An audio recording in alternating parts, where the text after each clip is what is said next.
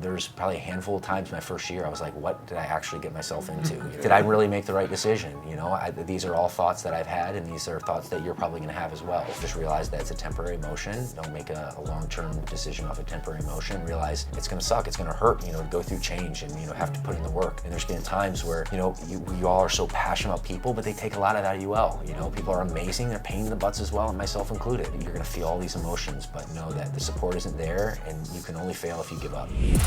Welcome to the Fitness CEO Podcast. Hey there, very excited to tee up today's awesome episode of the Fitness CEO Podcast. And just to give you some backstory, we recently had a live training at our franchise headquarters here at Fit Body Bootcamp in Southern California. And we did a full week training with our new owners. They were super excited to come in, see a live studio, get really all the hands-on foundational training so that way they're set up for success and ready to launch their own fitness businesses. And on the last day, we did a roundtable, which was really giving them the opportunity to share feedback on what worked and the value of the training, but also too, just have take the opportunity where I can kind of give them some coaching and guidance on their questions, their comments, their concerns, their fears, all just the natural things that any new business owner goes through when they're about to launch their business. So we wanted to give you some access and make sure that you're around for the ride. So enjoy the episode. The next question I have is economy and what are your views on quote unquote recession proofing your franchise? So they say I don't know who they are, they say that if we're not already in one, we're going to be in one. How do we, or do you even see that affecting this industry? Yeah, great question. And no one has a crystal ball, so I'll put first and foremost. But what I know to be true in seeing business and seeing the Great Recession in 2008 and being a different part of my career, but also understanding that even in 2008, the Great Recession, Fit Body Bootcamp actually just like erupted in growth. Okay, so the most vulnerable perspective or the most vulnerable place to be in recession is a business that's average or mediocre. If you have a business that produces an average or mediocre client experience, you should be concerned. You should be very concerned because there's a contraction in the market. However, the economy still runs. People still have expensive things. People still need, products and services. And what happens is, in recession, the cream rise to the top. The successful businesses that provide the best client experience, they actually gain way more market share. Okay. So, as an example, giving you full insight in Mission Viejo, when the economy, or when COVID, came to the table. It didn't happen. I had a few locations at the time. Wildly enough, my Mission Viejo location grew during that period of time. There was like 5 competitor, some franchises, well-known franchises that went out of business, and I gained market share. Like literally those clients came running to me. My business actually grew specifically. There was a couple of locations that didn't, so it wasn't foolproof. But at the end of the day, that just gives you one example that when you can position yourself and truly provide an incredible client experience, there always will be demand for your service. And that's the way I look at things. So I look at control your controllables, and what I've learned about business and life, and when I control my controllables, good things happen. When I'm worried about this, that, and the other, and not keeping my eye on the main prize, that's when bad things happen. How you doing there, Pablo? We're pretty good. Good man.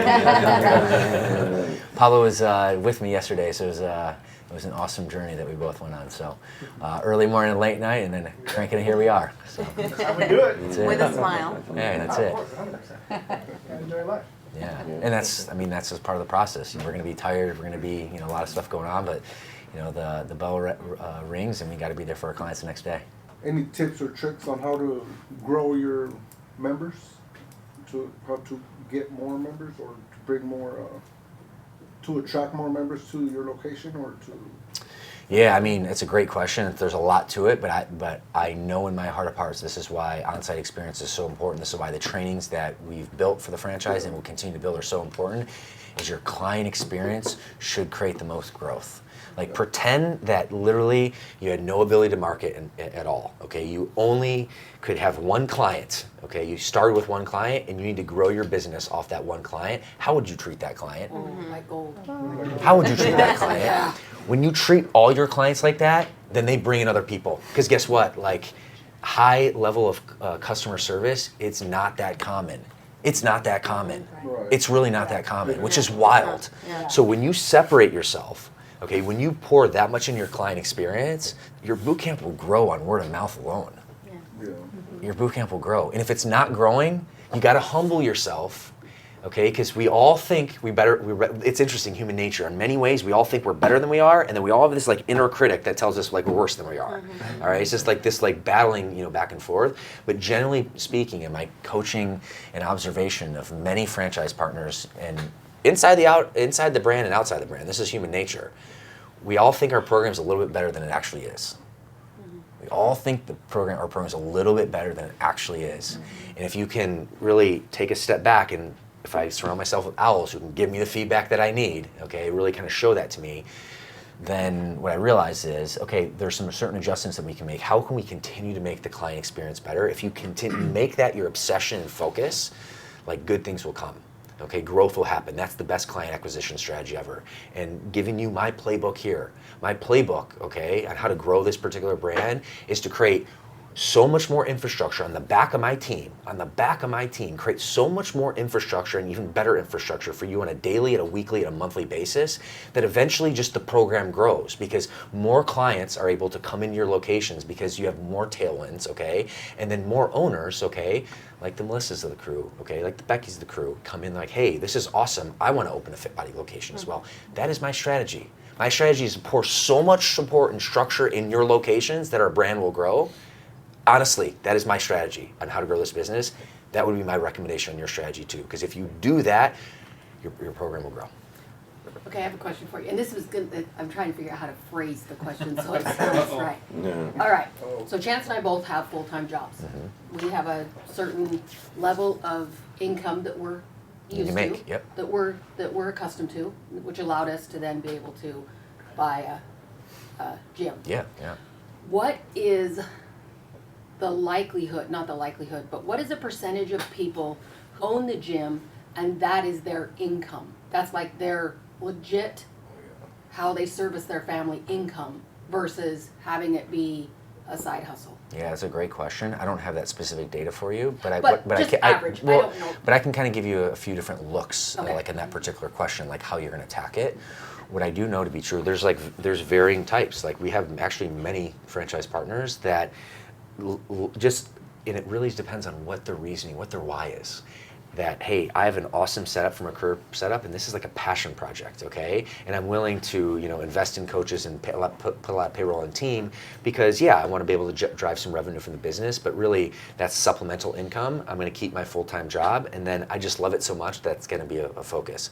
You have another type of owner that goes all in from the very beginning, okay? That doesn't have, another career, and that's one makes their focus. And then you have some, okay, which is kind of more, I would say, more common especially for couples, is they start with 2 full-time jobs, but the vision is then one of them eventually will go all in and make that their focus while the other one will keep their full-time job. So that's probably the most common. And in my experience, I held on to my sales role for the first 18 months, and I'm glad I did. I probably held on a little bit longer than I wanted to, or than I probably should have in hindsight. I should probably held on for about 12 months, so I held on about 6 months more. But there was a lot of value because I invested my life savings, so I needed that, and I needed to live off income. And what I did for the first 2 years of the business, I just invested every single dollar back into the business, and that's how I grew that business. So that was a really good strategy. What I learned though is when I did move away from the other opportunity and go all in, my business actually grew. With about 6 months, I was able to recoup the income I was making at the other position, but there was a bit of a lag time, and I couldn't do that at the very start. So it was a very strategic move, and it's a very good move. So I think for you, I guess really pulling the thread that you're looking for, just really depends on what's your vision for it. Do you have a vision of like, hey, we have a lifestyle that we're accustomed to. This is a passion-based business. I'm willing to invest in the team. Maybe make less profit from the business, but ultimately still have a great side hustle that's a community that fulfills my life while building wealth and while building value that you can sell at some point. Okay. Or, is one of your visions like, hey, Chance is going to stay home, but eventually, Becky, your vision is to go in and grow the business. There's no right or wrong answer. I think it actually just comes down what your big motive is. Perfect. Okay. That's actually And- very helpful. Oh, sorry. And sorry to interject, I'll use an example. We just talked about Uriel. So that was actually Uriel's vision. They came out here. They just opened last year with 153 members. They're launching their second location. Uriel's vision, what he did, okay, I think he took 6 months or close to 12 months, where they both kept their full-time jobs, but then he slid into the business full-time after 12 months. But the vision was always that his wife, she works for Priceline, that she was going to continue to work for Priceline. So she's now working for Priceline, doing her thing, and then with growth, he's been able to like make that his full focus. So that's actually just one example that just happened, in the last 12 months. That's No, I what was you're just saying. gonna say the way you answered their question is like kind of put a lot of things in perspective. For you. And there's no right or wrong answer. It just really depends on like what is your needs from a financial perspective, what's your long-term vision, okay, what that look like, and like what's your full-on passion. Like does one of you, because I do know your business will grow quicker if you have one person in the ownership that's all in on that, for sure. But there's going to be a lag, okay, from the time that it takes to replace that income. And is that your true passion? So just everyone's a little bit different, and that's the nice thing. Is like we have a structure, we have a business model that works, and everyone has a little bit different take on it, and you can still execute it very well. That's great for us. More affirmation, so Yeah. more confirmation and. And I also think too, and granted you guys are in a little bit different spot, but even in general, I would say actually, let me retract that specific to this question. I feel like you need 12 months in the business to fully like understand, even though you're coming with so much structure, even, I'm looking at you both have been in the business, as from a client perspective for a long time. It's different when you go see a play versus when you're behind the scenes of the play. Oh yeah. You know what I mean? Yeah, we found that out. There's a difference there. Yeah. There's a difference there. So you're coming with a bit of a head start, but even for the rest of the crew here, you're going to need like a solid year before you really, really get a good insights of like the nature of the beast, how things work, see the cycle of business, see the cycle of clients. When I first thought launched the business, I thought June, July, and August were going to be like, just gangbuster months, like summer, and of course New Year's, I knew that was going to be busy, but I thought summer was going to be just like this thriving time. It's the opposite. And in fact, the New Year's rush doesn't come until like end of January, February, and March are the most busiest times of the gym. I had no idea September and October are also going to be really, really busy times because our clientele, okay, they're typically moms, Mr. and Mrs. Jones. So summertime, their kids have stuff to do, so they're checked out doing other stuff, but then back to school comes, all of a sudden the gym starts filling up in September, October, all the way till probably another like 3 weeks, and then Thanksgiving, it'll kind of like, wander down. So you need to see like the full cycle of our business to have a full handle. So what I would say is I love visionaries, I'm a visionary for sure, and it's important to have, something that you want to attract, but also have some patience with yourself. It's not a bad idea to be like, what, for the first year, we're going to keep things as they currently are, and I want to just see how this goes and see what my vision is. I had no idea when I first location I was going to stand at you as your CEO of the Fit Body. Like, not a chance. Like, no idea. In fact, there was a period of time, when my brother came in the business, and I think we like the business for very different reasons. He likes the coaching, the kinesiology perspective, and very candidly, for the first year when he joined, I thought, man, he probably likes the business more than me. I don't think that. We probably like the business equal amount. We're just obsessed with it, right? But we obsess over different aspects of the business. So all this to say is, like your ownership journey, you're going to learn a lot about the business. You're going to learn about the team. You're going to learn about our model. And you're going to learn a lot about yourselves and like what you like and what you don't like. And I'll put a fish on the bow with a bow on this particular topic is, you can have an owner like I think Tom Huff, okay, who's one of our cap coaches. He's one of our most successful owners. He's in Richardson, Texas. He has no interest in opening more locations. He wants to be the mayor of Richardson. He wants to shake hands, kick babies. He wants to know his team. He wants to know his clients, okay? He wants to go to the BNIs. He wants to be like a local celebrity in his like 5-mile radius, okay? And he has a very, very profitable business, very, very profitable business. Works well for him. Okay, but if you're a person that wants to scale to like 5 locations, like I did for a period of time, then what happens in disconnect? I don't know my clients. I know my franchise partners way more than I know my clients. Like John and Jake are my connection point. So not only from the fact that I love John and Jake as people, and also from a business acumen perspective, but my job is to make sure that I have a strong relationship with John and Jake, because what my clients think of me is in direct correlation to what John and Jake think of me.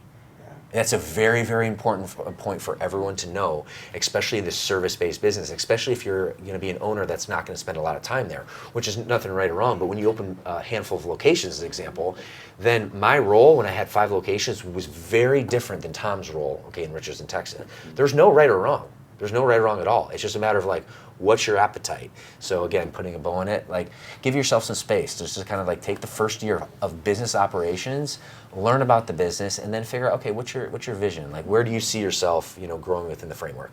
And that's experience from like 11 years of a lot of errors. So Saving us a lot of time. this like this wisdom on the high cloud. It's like, no, I bled for like a decade. Bringing your family into the picture, has it created any friction between you guys? Ooh. And It's a you great think question. it's a good idea? I mean, it is people that you should trust. Yeah. Well, that's the biggest value, is like the trust element, right? So I'll go full disclosure.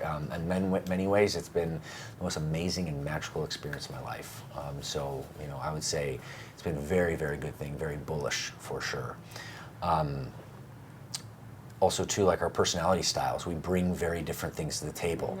The running joke, I'm high ego and parrot, I'll take action, okay? The running joke is, if it was left up to me, we'd have this awesome boot camp, okay, with so many clients, but it'd be absolute chaos. There'd be no organizational, operational structure. If it was left to my wife, Tatiana, who you guys all know, we would have the most organized, okay, boot camp ever with 10 clients, okay? So there's a balance. So like we play off each other and like our skill sets, and I heard this a while back actually from my therapist, that opposites attract from a personality perspective, but values stay the same. So you need to have the same values as a person. That's important. You can't operate a good relationship without that, even from a family, without values. But the personalities can actually be different, and there's big value. The biggest value that I have from my teammates are the ones who are not like me. And that's a maturation from a leadership perspective. That's a good thing. I didn't necessarily think that was to be the case for a lot of time, but I've learned that for sure. So in many ways, it's been awesome. I mean, like I work with my best friend my brother, who's like the amount of value, which you're coming in, you see the surface level. Like I'm just so grateful. The amount of value this guy's poured into this brand and to you indirectly right now is just incredible. So, there's no better guy for the job, and it's just the most fulfilling thing where, I can kind of help lead the company, but also too, like see my brother on stage and see him like dominate. It's like super fulfilling. So, whether that materializes in your role, it's a different particular situation, but it's the same type of flow in terms of working together, right? My mom's been awesome. She's a very high dove. Like her role, she's Nick underneath the John and the client coordinator, the administration bucket. She welcomes all of our clients in. She does sales for the company, and she's like the sweetest lady ever. She doesn't say that her son's the owner, but when they find out, they like freak out because like she's the nicest lady in the world, and she they communicate that with me. So that's been awesome. Sadly, I had to part ways with my sister, and you guys were at BK Live, and I shared that story, a very vulnerable story. So my sister, sadly, I'm a recovering alcoholic, and my sister unfortunately shares the same genetic disposition. So without going any further detail, you get the picture. That situation, that substance was a very personal issue, but that created friction. Unfortunately, we had to part ways, and even to this day, unfortunately, she's not part of the family not by choice. Like we're there, we're trying to support her, but that's not really. I just want to go full transparency so you have visibility. But the same token, that wasn't necessarily like a work situation. That was a personal situation that bled into work. But because of the work situation, it definitely, to this day, like, has left a scar. To my sister's credit, and probably the most, kind of missed opportunity that my entire family feels is, man, she's the most like charismatic, like lovable person. She walks in, like everyone, the room lights up, and she was my head coach. She was actually the head coach, over Jake for the first 3 years in the business. She grew, and I want to be able to provide Jake the accolades that he deserves, because he definitely took that, baton and ran with it. But really, my sister was the one who built that like incredible foundation, so that was was an amazing relationship from a working perspective until it didn't. But again, that was from a personal perspective. So there's all this to say is I want to give you full transparency on what that looks like. There's a lot of moving parts. I would not either recommend it or not recommend it. It just depends on the person. But you have to understand that you need to be able to work together well. You need to also be able to bring different things to the table. Okay, the fact that Barrett and I, as an example, at the HQ level, we're very similar in many ways. We're high eagle, but he has the owl, I have the parrot. We bring different things to the table. So that's also important as well. The biggest value is just the amount of trust that you have with them. So that's huge, and that's hard to replace. I love Jake and John like brothers. But do I love my actual brother more? I do, and that would hopefully be the same for you. Yeah. So there's the value there. But what I would say, to kind of put a bow on this particular question, however you attack it, assuming that you do, partner with a family member, just make sure everything's in writing from the very beginning. Because even when the chaos happened, with my sister, there was no sort of friction point from the business aspect because everything was just very clearly laid out.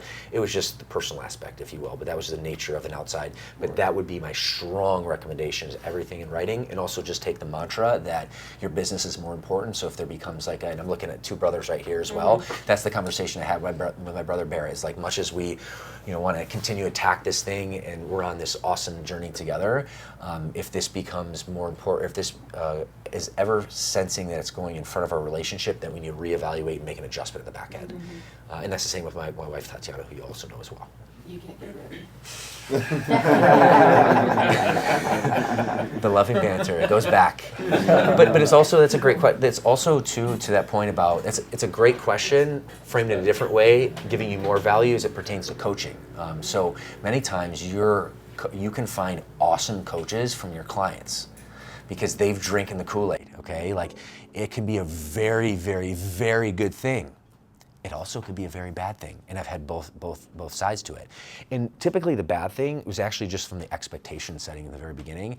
Noah, you talked about it's different from you seeing a play in the front of the house versus the back of the house. So I've had a couple times where the client's like, yeah, I can do this. And they're like, holy shit, no, I can't do this. Or no, I don't want to do this. Or this is way different than I thought it was going to be. So from a client perspective, I think you should be willing to, entertain the idea of bringing clients through the process, but you need to bring them through the process. You need to treat them just as if you would anyone else, and you need to make sure you have strong expectations, especially if you're friendly, you've developed a relationship there. So not only from a family, but actually probably a more common, reoccurring element would be, hey, I have a client that's interested in me in coach. What does that relationship look like? So it can be very good. Follow the process and have a very positive conversation in the front end, but just making sure that you guys are on the same page, especially if you have close proximity. If the client's not that close proximity, then you can probably have a less of that conversation because they're almost more like someone that you found off the street, if that makes sense. Right. And I'm sure we'll get more training or more information on how to find interns, right? Totally, and that what Becky just asked about the NASM, that's the Grand Slam offer that we're going to put in Academy in Q1 of this coming year. Cool. Yeah. And it's in the grand scheme of things, we like to test things with a lot of data and volume, but this one has a pretty low upside in the grand scheme of things if things don't work as planned. For changing software or something like that, there's a way bigger downside in the case things don't go well. But for this one, this has way less downside, I guess is what I meant to say. So by Q1, but overall, just the framing and the packaging of that offer has just been, you've met our interns because of that offer. Yeah, very good. Yeah. And they're pretty good too. Yeah. And green, And my big call to action just on Blake and the team was just make sure that our on-site experience knows that they're just fresh off the mint, because to set a proper expectation. But I'm glad to hear that. I'm glad to hear that doing well. Yeah, we heard Jessica on her first on the mic, and we wouldn't have guessed it was her first on the mic. Right. Yeah. Oh, good. And then even Ruby, you got a chance to meet Ruby as well? Yeah. Even Ruby's new. I mean, she just passed her internship. She's actually what the vision is someone no experience, literally no training experience, super green off the floor, brought her into the program, and she just finished her 90 days. So that's kind of the vision of what the structure should look like. When you were talking about hiring somebody, family or friends or whatever, Right. Has nothing to do with Fit Body, but just my personal experience is make sure that you're willing to fire them. Oh, And that yeah. it won't hurt I hired my best friend to be my front desk at my office, and she had to get fired, and she's no longer my best friend. Yeah. So anytime I talk to somebody about working with me, it's like, if this doesn't work out, I need to make sure that it's not going to affect that back end part, because you know, this is business, Right. and that's the, what is it, the do, not the who. The do not the I need to be able to know that if you lose your job, it's not going to affect our personal friendship or our family relationship. And she articulated that even better than I did from a granular perspective. You know, I said, hey, having that conversation, that's specifically the conversation you have to have. Yeah. We were told once, we had another business, and we were told, don't hire anybody you can't fire. Yeah. And it's a tough one, even being married. It's like, you can't fire her. Yeah. And as you said, I'm not going anywhere, and she's not going anywhere. Yeah. So you got to figure out a way to work through it. Yeah. And it's because, well, our previous owners are, they're getting divorced because of a lot of stuff that took place through all of this. Yeah. Because they couldn't communicate. They Couldn't didn't communicate. So make sure you can communicate, and that it is about the do, not the who. Totally. And it's also, in going back to the disc and the bird profiling at World Conference, two dear friends of mine, after I finished my presentation and was given a bunch of hugs, they came to me and said, Bryce, Fit Body and you and your organization have changed our lives, not from a financial perspective, but just our ability to communicate as spouses, and having understanding of the personality styles. Like, even for me, when going through this a couple years ago, and like learning Tatiana's like an owl dove, and then realizing the owl, she's not just trying to get on my butt every single day. She just, it's like she comes from an owl perspective. She's curious. She's looking for danger, and having that realization is like, oh my God, I finally get that. Okay, so to your point, like, an incredible piece of coaching, and that communication piece is probably the most important thing in terms of that relationship and that business dichotomy. Well, I personally want to thank you for everything you've done, man. Putting this together is just. Well, the pleasure's mine, but I always say, like, in the back of my team is my product, and that's the same message for you, that I believe you've walked away from this, and that's the same with me. Like, I just feel so grateful. I'm looking at my media team right now, my operations team right now, from Pablo, Haley, Chris, Isaac, new to the team, and just like this fire-breathing dragons on a mission to be able to continue to provide ridiculous amount of support. That's where this all comes. So I appreciate that accolade, but really it's because of my team. And I thank you all. Like, this is a labor of love. This is a passion project, and I just get so fired up because you can see the change in people and the impact you have in their lives. From a client lens, which is the reason that we're all here, but also too, like, the amount of fulfillment that you're going to receive in the process. It's just going to be just a great thing, and it's not going to be perfect. It's not going to be easy if you're anything like me. Hopefully less because of the structure that we provide. But there's probably a handful of times my first year I was like, what did I actually get myself into? When that alarm clock rang, and I was like, second day. Yeah, like, holy smokes, like, did I really make the right decision? These are all thoughts that I've had, and these are thoughts that you're probably going to have as well. But I would challenge you to, just realize that it's a temporary emotion. Don't make a long-term decision off a temporary emotion. Realize, just like your clients, like, it's going to suck. It's going to suck. It's going to hurt, to go through change and, have to put in the work. And there's going to be times where, you all are so passionate about people, but they take a lot out of you well. People are amazing. They're pain in the butts as well, and myself included. They can take a lot out of you. So you're gonna feel all these emotions, but know that the support isn't there, and you can only fail if you give up. And I feel so confident at this point in our trajectory that the support is there. Okay, the support is there in every angle, and you have to be working hard to avoid that. So the rope is in the ball's in your court, and you got to run with it. And we're gonna be here to support you every way. I actually just figured out created this analogy. It's like an airplane analogy. At the end of the day, we're all airplanes here, and like, you have to fly and you have to take off. It's my job, my entire team's here job at HQ, to create so much tailwind, okay, that literally you have the winds behind you to like freaking lift, to create drag and lift off.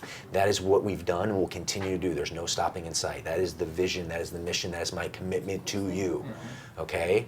So we're gonna continue to create the tailwind, okay, but you have to drive the plane. And that's the relationship, and that's the same with your clients. It's your job to create the tailwind for their fitness and fat loss success, but they also have to do the work too. Right. And that's really what it comes down to. So, I'd like to say, I think it'd be cool, all of us just stay connected and Absolutely. help each We other. are. and you will. I'm confident, just because, like, misery likes company, and not to say this, not to say this was misery. That probably sounded bad, but this is why, like, I'm gonna text you at 5 a.m. in the morning. well, this is why, like, at boot camp, your clients become so connected because they're like battling through war together. It's like, this is super tough, and you all came in. You're excited, but you're nervous and scared, and like, oh my God, is this gonna go well? Like, I'm gonna meet a bunch of people. Like, this is gonna be awkward. I'm going to the gym. Like, all these thoughts. I'm sure you thought that, and now to come together and have that experience, like, there's a level of bonding there, which was just factory installed, but continue that and focus on it, and that's the vision. So, but I just want to say again, thank you from the bottom of my heart, from our team's heart. We're here to serve you, and you got to put the work, you got to fly the plane, but at the end of the day, you have a lot of tailwind at your back, and not only from the people in this room, not only from my team, but also too, like, our brand is awesome. Like, the amount of owners that just want to pump you up and pay it forward and help out. So please lean on the support. There's an incredible amount of structure here. Perfect. Thank you. Thank you. Totally.